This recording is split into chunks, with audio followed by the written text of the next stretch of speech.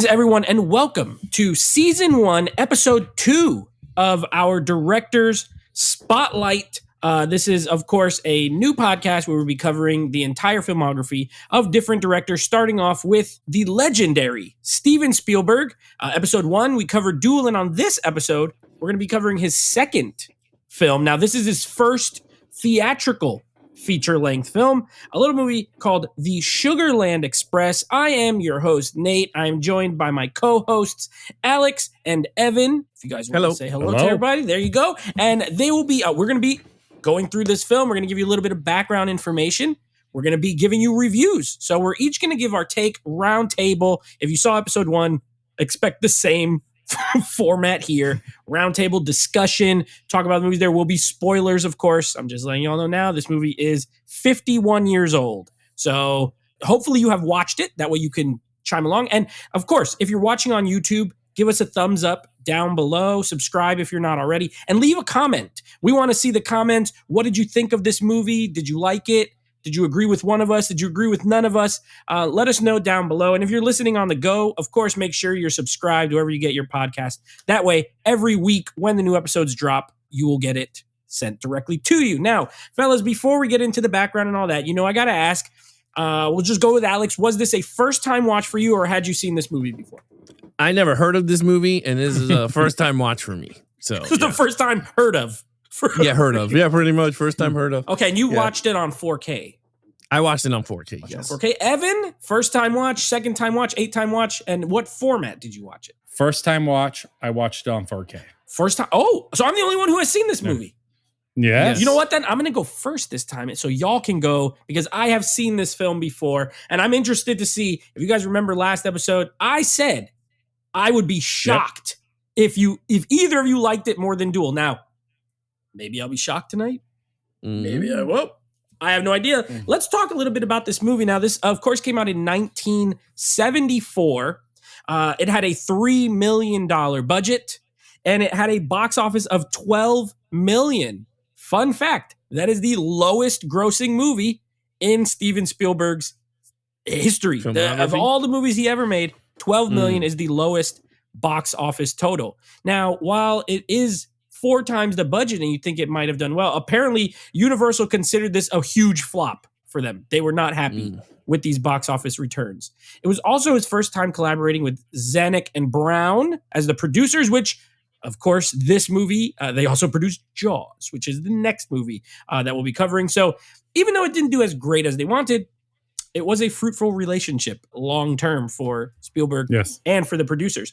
This sits with an 87% critic score on Rotten Tomatoes and a 66% audience score. So positive on both sides, but more positive with critics and film reviewers. This was nominated for absolutely nothing. No Golden Globes, no Oscars, nothing. I think it played at Cannes Film Festival back then, and it was nominated for like a screenplay or something. I don't know, but we're not talking about those. We're going to talk about the major awards. This got no love. Did it get a national release? It did. And it had a 1-year rollout. So it played at Cannes and then slowly rolled out over the course of a year. And still only that's why 12 million could be a bomb if it has a 1 year and exactly. It was in the theater for 12 months. So it only made 12. That's $1 million a month. Not the best. This was, again, it was considered a box office failure, even with that. Now, the Sugarland Express, a couple of fun facts, marks the first collaboration between Steven Spielberg and the great John Williams, who has scored all but 5 of Steven Spielberg's 34 movies. So 29 of them will have John Williams credits for that score. This was the first time they had worked together. And also, a little, I had no idea, but apparently there is a clip from a Wile E. Coyote Roadrunner cartoon called Whoa, Be Gone. It is shown as in silent in the movie. If you guys remember the scene where he's narrating the sounds, that cartoon is called Whoa, Be Gone. So if you ever want to just watch that actual cartoon, Google that. You'll be able to see what the actual cartoon is. And the last fun fact, because there's honestly not a ton of information on this particular movie. This was the first movie ever that was filmed with a Panavision Panaflex camera. Now, I don't really know too much about cameras, but apparently this was a camera that would go on to be used in for a lot of more movies after this. Spielberg, he was ahead of the game. He was the first one to use it. I think Star Wars, George Lucas used Panavision. I bet you Spielberg told him, this camera's great, George. You got to try I can look it up. I believe he used Panavision. Yeah, Panavision, Panaflex Well, you have camera. Panavision, but this specific camera that uses that film, if I remember correctly, I wasn't prepared for this fact, but it makes it portable. Like the size of it is just the right size to get a lot of great shots without a lot of work. Which makes a lot of sense because there's a lot of shooting in cars in this movie, similar to Duel. Yeah. They're in the car with the actors a lot of times, but there's also a lot of big wide shots in it as well. So if you can kind of have the flexibility, yes. Did he? Yes. George Lucas used it on the first two. He used Panavision cameras and lenses were used in the filming of the original Star Wars episode, New Hope, which is 4.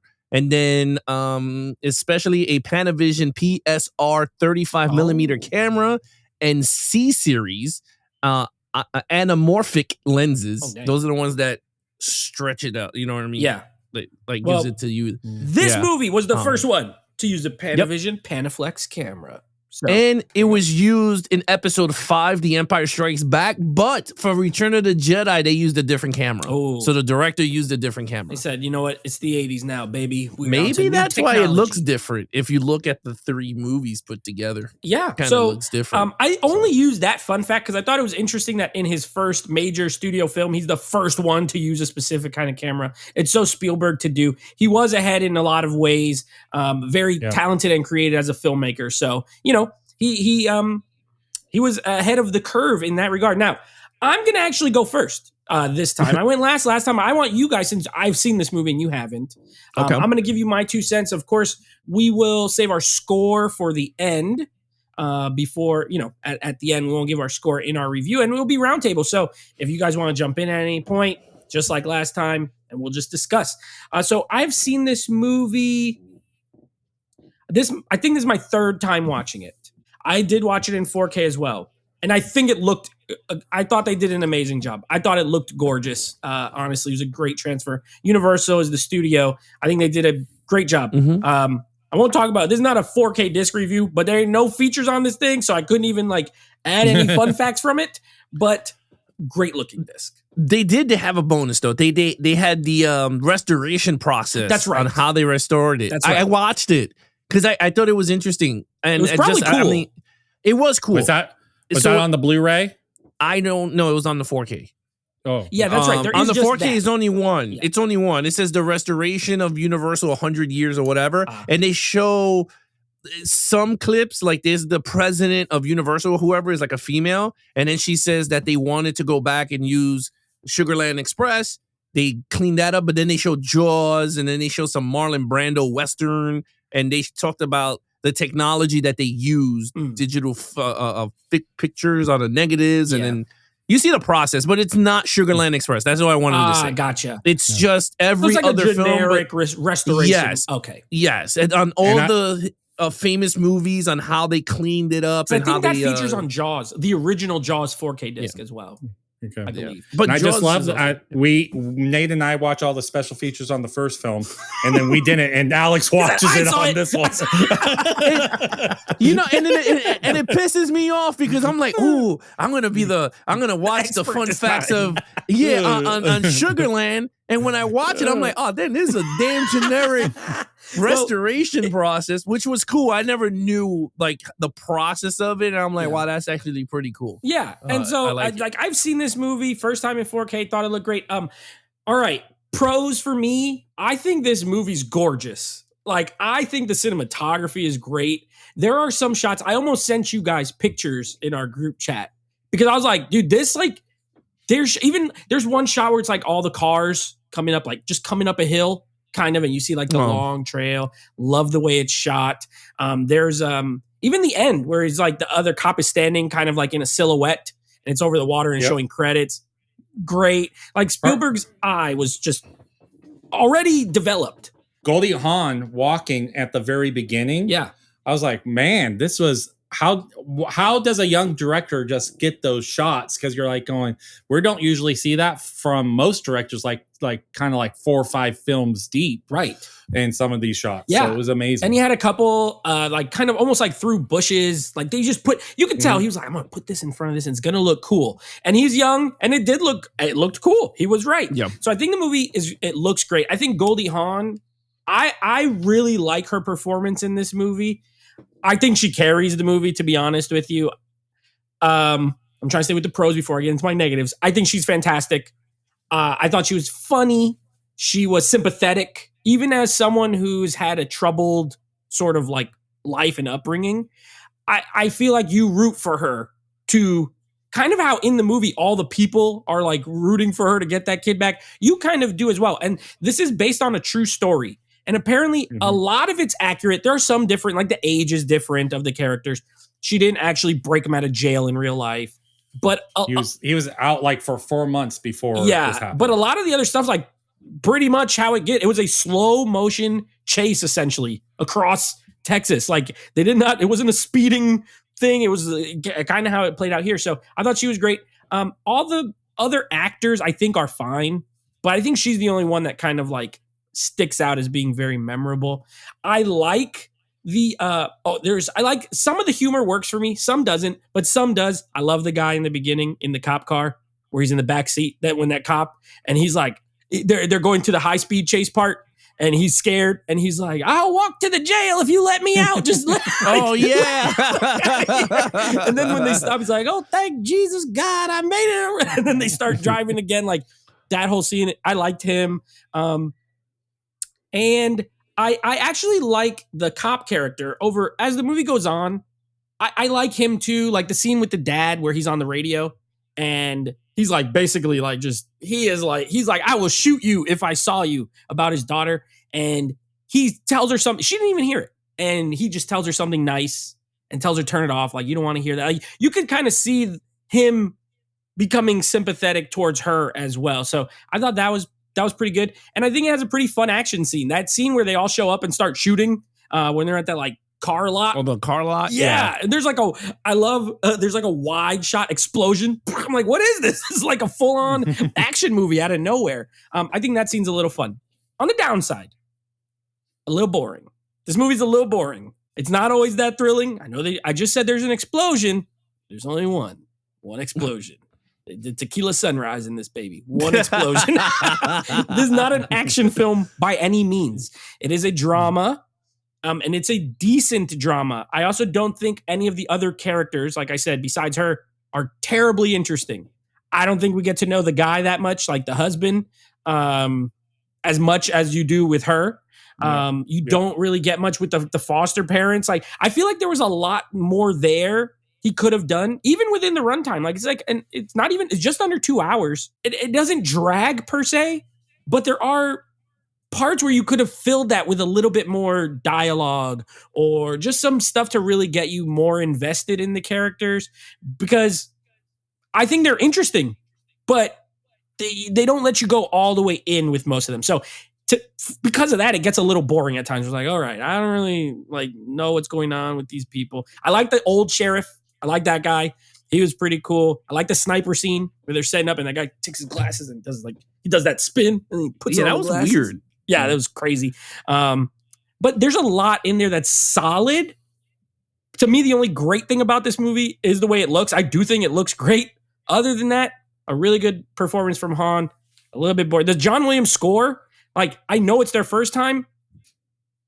I don't like this score that much. Like, I don't think it's that great. I think it's okay. You know, like, it fits the movie. For sure. It fits the movie without being memorable. If I asked you right now to, like, hum it, you wouldn't be able to do it. Exactly. You wouldn't be able to do it. Well, it was that, because I just remember there was that beginning part. I'm like, oh, what's this annoying sound? And I was like, oh, that's the music. Yeah. Yeah. So it's not that memorable. Like the next movie they make, iconic. This one, you don't really remember. So I think it's a fine movie. That's kind of my thoughts on it. I think it's fine. It feels, for some reason, Duel was his first movie, and this feels more like a first movie than Duel does to me. Yeah. Duel felt more assured. This feels like, hey, this is my first time working with a big studio on a feature film, and it's not bad by any means, but it feels more first time. Also, last thing, love the shot, because I don't know if you guys will talk about it. Love the long take shot in the car. There's a scene where she has the shotgun to him, the other cop car. He comes around, and he's talking to them from the outside. It's basically a full 360. It starts like that, facing that way, turns as he goes in here, then he goes in front, and then the camera pans that way, and it ends up back in the back. I think it's small, but if you're like really paying attention, I think it's a great camera shot.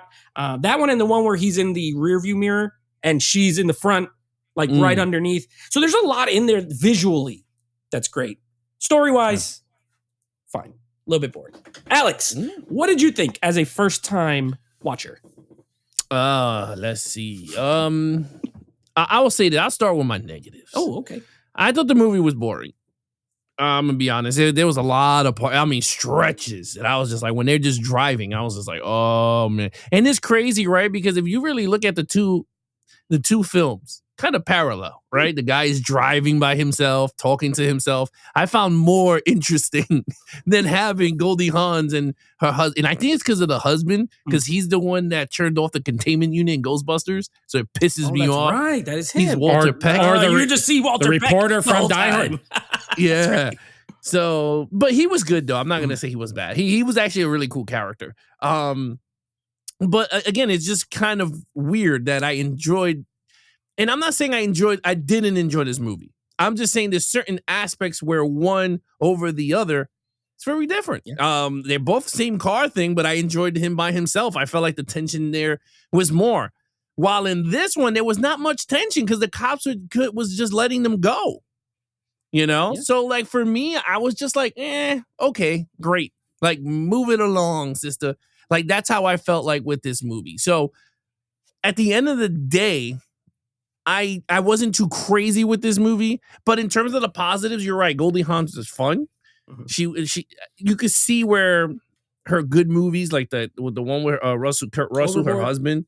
Yeah, like you can see all that comedy stuff. Like you can see it there. Yeah. Very cute. Yeah. She gets more attractive when she gets older, but you can see it here. She's very cute. Her husband, which I guess is played by the guy from Ghostbusters, William something. I forgot his name is. And Die Hard. Don't forget about Die Hard. And Die Hard. Yeah, yes. Yeah, and Die Hard. Yep. Yes. But I thought he was good, and I liked the cop. Like, I thought they all had great chemistry. Yeah. Like, I didn't think they were all bad, like, at all. My favorite part, though, is with the old couple. Yes. When they see the cops. And they're like, which way did they go? They're like, oh, they went that way. Thank God they're going to give us a ride. They were like, no, stay right here. And the car will pick you right back. And he was like, oh, or the guy at the gas station. Who's the captain? Oh, Who's the captain? Like, nobody paid him. He just take the gas and leave. I thought that was funny. Yeah.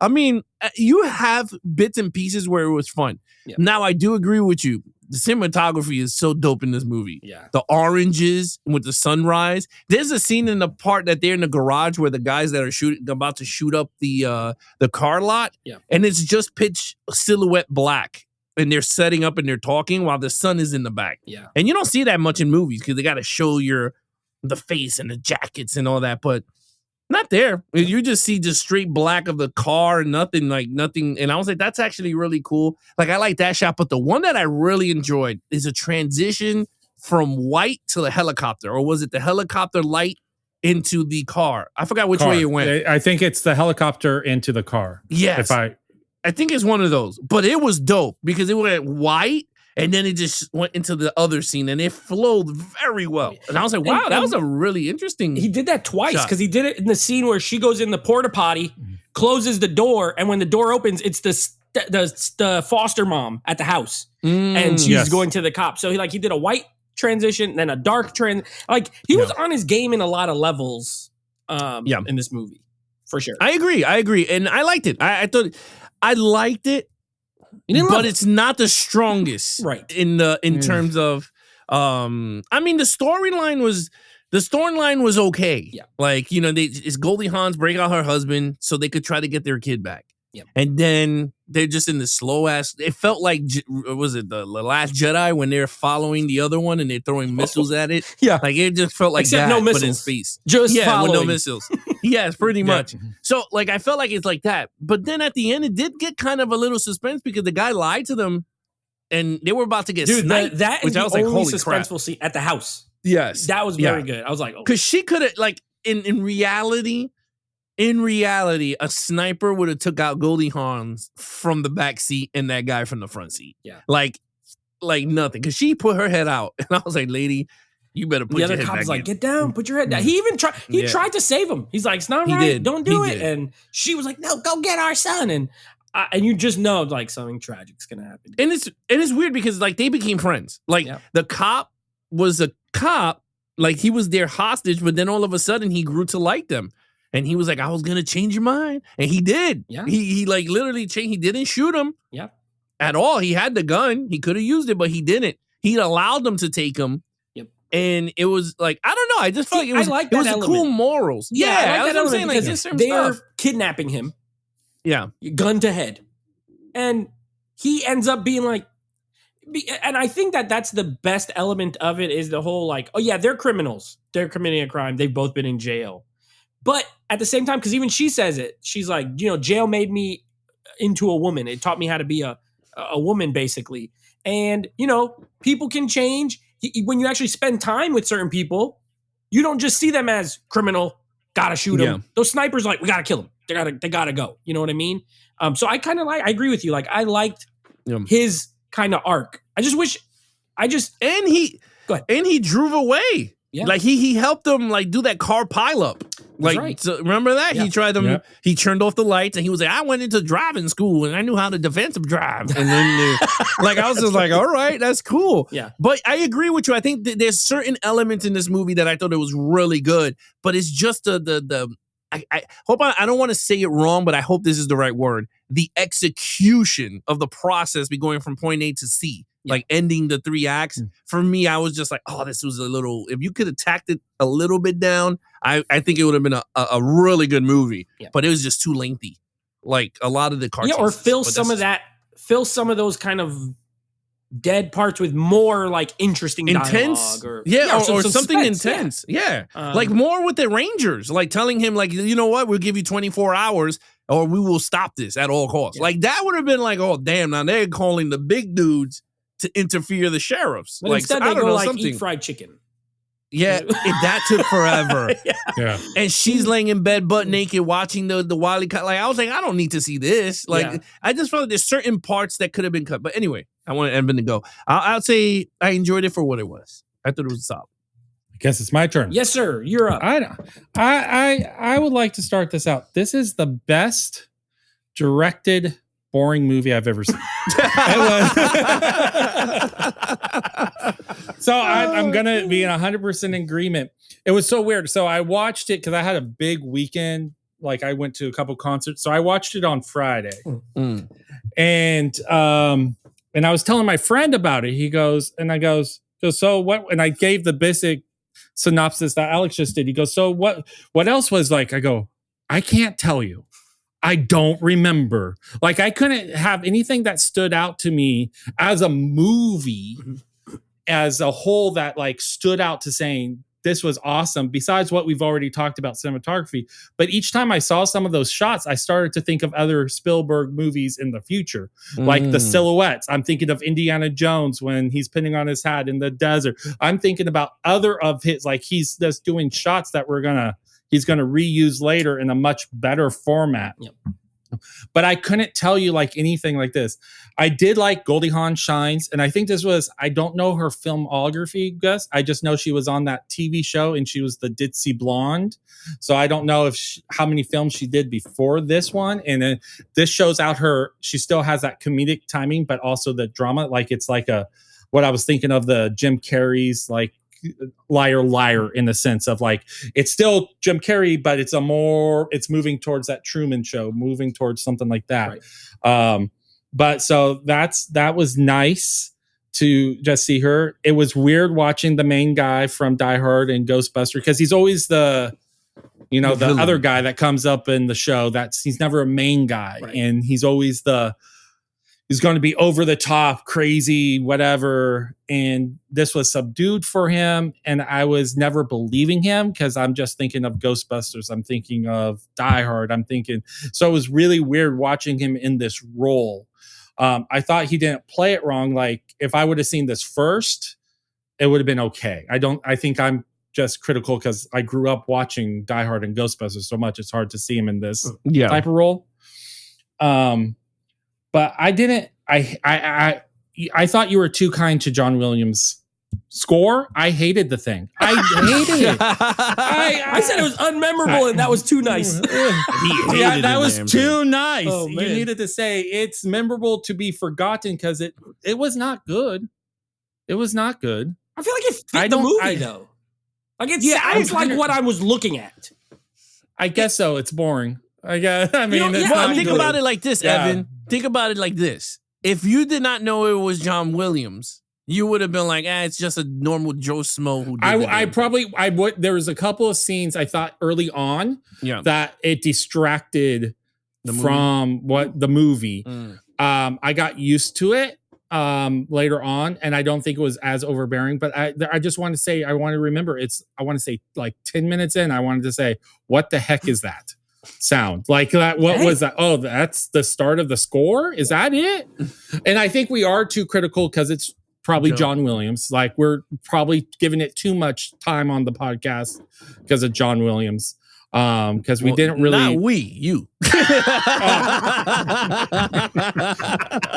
You're getting really pissy. All I said was, first time they worked together. No, I totally understand. I hated it. This was the worst. And I guess I'm trying to bring something else because you got. I don't want to just repeat what you two just said. Whatever you want to talk about. I don't think it was as bad as you. I just think I feel like it fit the movie. But it's just not a memorable, like great score. No. Yeah. And I was thinking about too the credit scores you're talking about. I think the credit scores are higher because of the technicality of the film, because it is a well-made film. Yeah. Like this is a film, like I saying, like a young person who wants to know how to make a film. There's some really cool shots in this film that is, I think, able to enjoy. Like I'm not mad that I own this film. Right. Like not just because I need a Steven Spielberg completist. I think I could revisit this in a couple years and see if I'm not as bored and do that. It's not something I would go, holy cow, I'm never going to watch again. There's some value to it.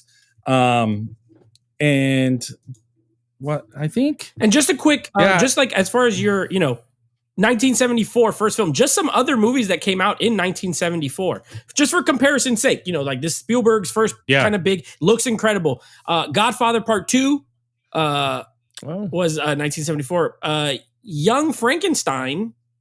Oh, okay. The Conversation, which was nominated for Best Picture. So Coppola had, was that really 1974? Two movies in 1974. Wow. Texas Chainsaw Massacre. Oh. The Towering Inferno. Big disaster movie. Murder on the Orient Express, the Sidney Lumet I like version. that movie. And then this movie's on the list. But like there was a lot of, kind of heavy hitter directors putting stuff out. And here comes this guy and his movie looks, or I should say, it's as well made as there's had better stories, better actors maybe.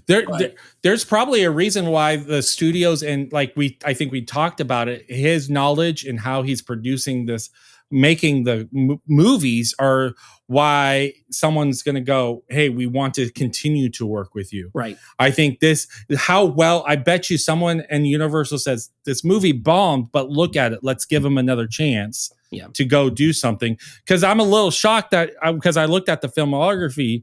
I'm a little shocked that number 2 is Jaws.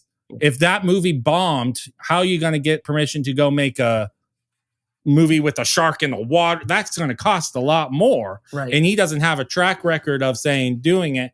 So the producers probably, I think being firsthand working with him, we're probably like, this kid, he's professional. He's got he's got something. Yeah. Like you watch the film, you see magic. Yeah. You're seeing something, even though the story, I think as Alex set up, there's a little, you could cut a little stuff here, make it a little, like to me, this, I think we all said this felt more made for TV, while the TV one was made more for a film. But I'd still find it weird that we both ended the two films with that silhouette of one person as the movie ends. Because Duel almost like besides, I think he was sit down in Duel. The other guy I think was standing up in Duel. He was, but we had kind. Oh no, this guy was standing up. Duel was like down.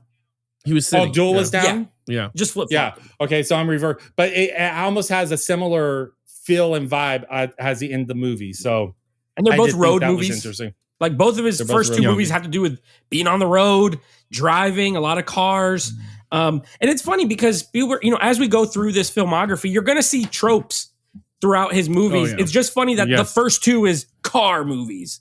And there's not another one for the rest of the, he doesn't make a third car film. There's cars in them and there's car scenes. Yeah. But he's not doing road movies over and over. So, well, if you really think about it, the next movie has another sunset. Which, I mean, there's shots that are going to be like there's tropes. Yes. Yeah. And it's going to be, especially when you get into like late 70s into the 80s. But you know what? We ain't there yet. So, One thing we got to think also is that it's also the generation Steven Spielberg grew up, started his career in, right? Because if he did it now, there ain't no way he's getting a second movie. Like, no. But now everything's affected by numbers and statistics and crowd, participation and all this BS that is now.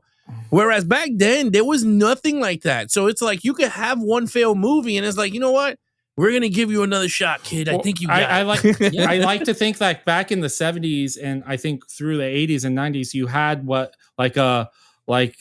a minor league where studios were like going, okay, we got this up and comer director. Let him make some movies. Let's see if he hits out great first, amazing. If he doesn't, we could still build into him. That's why. But I feel like it's definitely early 2000s and late 2000s, you started to get where directors were like, hey, here's a small indie film, because I think Kevin Smith kind of changed that. And now let's give him a tentpole film. All of a sudden they're now just making big, huge films because they have had 1 and 2 minor successes. So now they get like a big, huge Hollywood multi-series films, and then they don't do as well. And then their careers just, where Spielberg doesn't have that. Well, he came up in the 70s where it was still about the filmmaker more than about the IP or like the studio per se. I mean, it's still a studio system, but if you are a creative, talented person, you would still get more leeway. Whereas now you're right. If you come out, this is my first movie ever, and $3 million is not a big budget. Like this was not, let's be real. It's not like he was, given $50 million to make a crazy thing, but it was not a success. It was a failure to the studio. They said, we're not happy with this.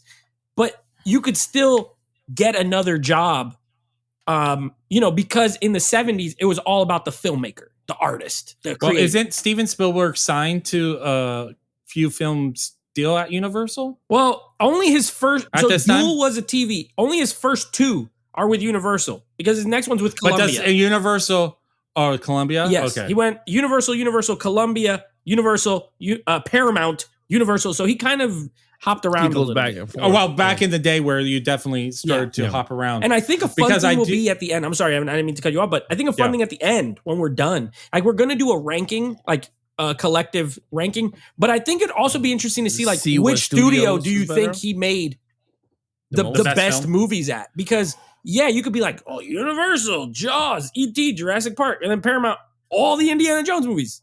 So it's like, that's 3 versus 3. Right, I mean, there's a fourth one, but 3 versus 3, right there. Well, he has Jurassic Park, which is Universal. Exactly, that's what I mean. Like, then he has his own studio, which is Amblin, and then Paramount, and then Disney. He only did one with Disney, but he did some with Fox later. So like, he kind of moved around. But I do think it will be interesting to see like where was he overall best. To me, he's synonymous with Universal. It has a lot to do with him, the Universal Studios park down here. Like he opened that thing, his fingerprints were all over it.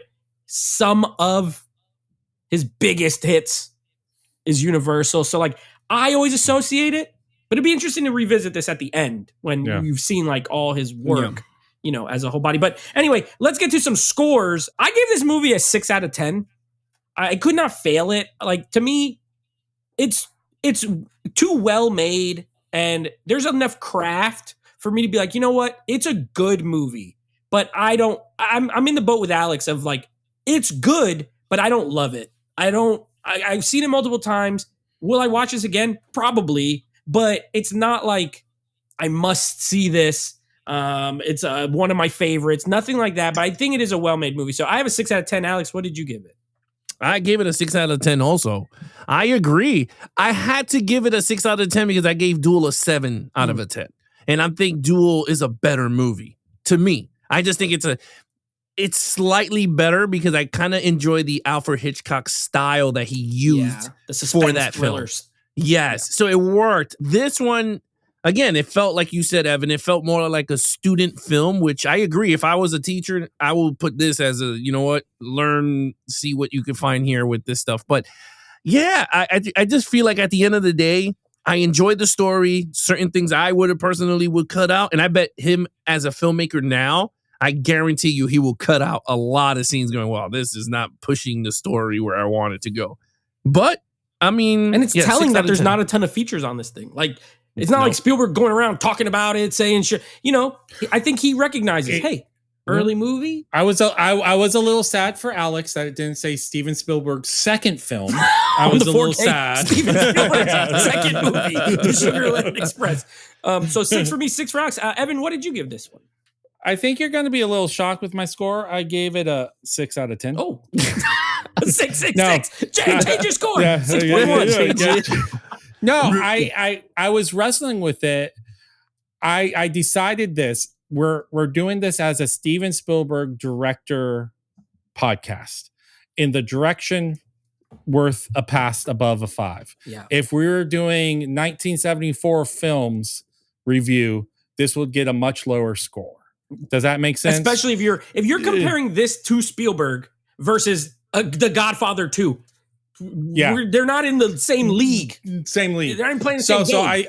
But yeah. So that was the criteria because I my first score I wrote on my down was a 4. Oof. But I'm like going, I was bored. And so. Yeah, 4.